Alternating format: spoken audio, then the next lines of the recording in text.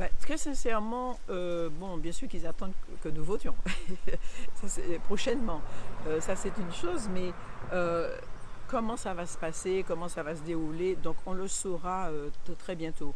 Nous serons tous convoqués à Los Angeles.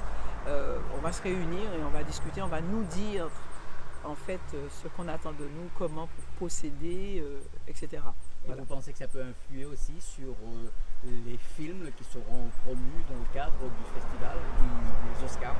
Ben, c'est-à-dire que on- quand on est nommé membre, euh, c'est un honneur, c'est une reconnaissance. Euh, mais ça ne vous apporte pas grand-chose à votre travail, à vous. Je veux dire qu'on est là pour aider.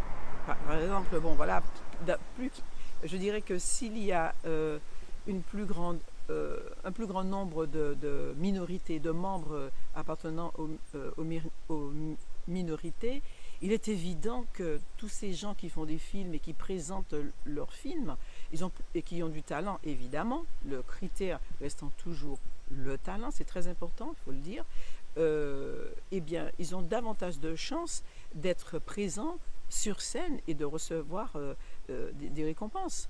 Voilà. Alors quand il n'y a pas de minorité, de représentants pour les minorités, mais vous savez, ça va ailleurs, quoi. Alors, parmi les personnalités qui ont été retenues, alors bien sûr il y a des acteurs, et on parle de cet acteur américain dont on a parlé pour jouer le rôle de James Bond. Ça a provoqué une polémique en Angleterre, au Royaume-Uni.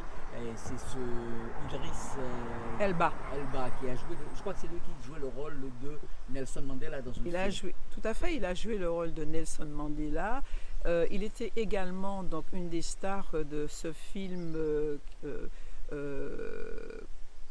Nation of Beast of No Nation, c'est-à-dire que ce film sur les enfants soldats, voilà. Mais c'est un acteur immense, il est extraordinaire, je crois. Il fait l'unanimité au niveau des vieux, des jeunes, des blancs, des noirs. Il est fabuleux. Ce serait génial qu'il soit le prochain James Bond, évidemment. Mais bon, alors est-ce que les British vont accepter qu'un nègre, aussi beau, aussi talentueux soit-il, représente brusquement James Bond? Mais je dirais aussi que tout est possible. Qui avait imaginé que M. Obama serait un jour président de la plus grande nation du monde, les États-Unis? Personne. Et pourtant, donc tout est possible.